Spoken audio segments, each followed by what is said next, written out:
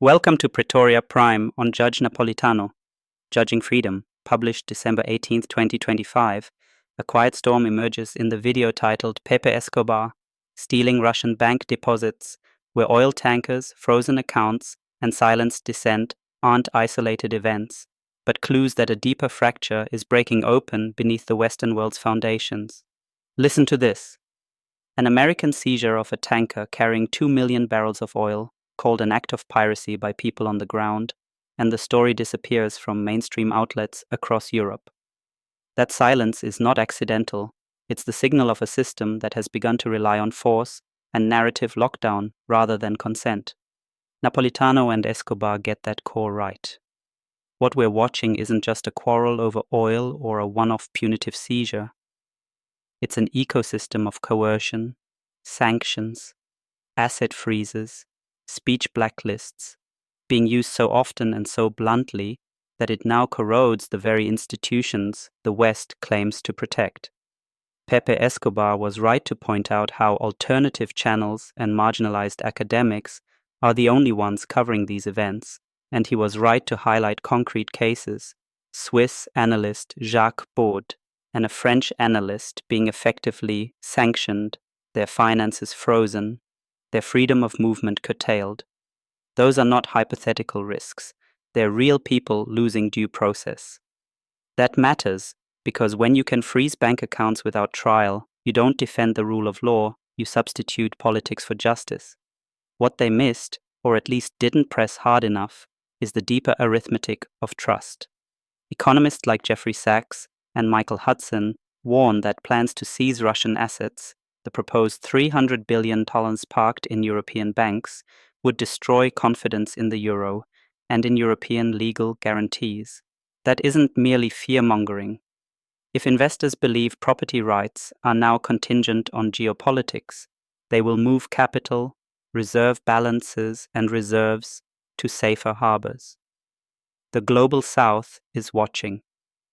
BRICS actors are testing patience. They're responding cautiously but strategically. You don't have to see a formal currency declaration to see the outlines of a multipolar escape hatch forming. There are contradictions here worth interrogating.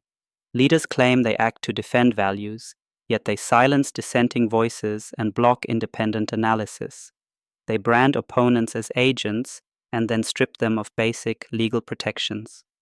They call defensive measures sanctions, while critics call them piracy.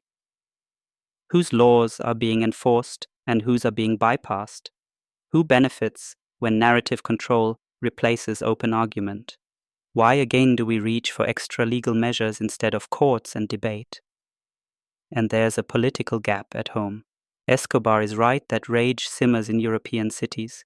Port workers, farmers setting tires ablaze, banners reading Free Palestine in Italian ports, but that outrage remains fragmented, lacking the political coordination to transform anger into policy. Until that bottom-up pressure channels into organized political force, elites can keep applying technocratic fixes that look like strength but are really signs of weakness. History teaches us something simple. When power starts punishing the mechanisms that grant it legitimacy, due process, free inquiry, predictable property rights, it is not consolidating authority, it is eroding it. Allegations against states must be treated as allegations, but the pattern is clear. Coercion used as tool begets distrust, and distrust begets decentralization of finance and diplomacy.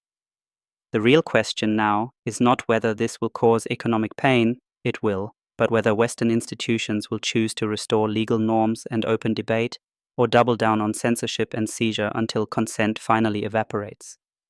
Who benefits? Who controls the silence? Those are the hard questions that remain unanswered. That's it, my friends. Please like and subscribe to support my channel. You can find more content on my Spotify and on YouTube under the handle @Pretoria Prime. Until we meet again, this was Scipio Americanus of Pretoria Prime News,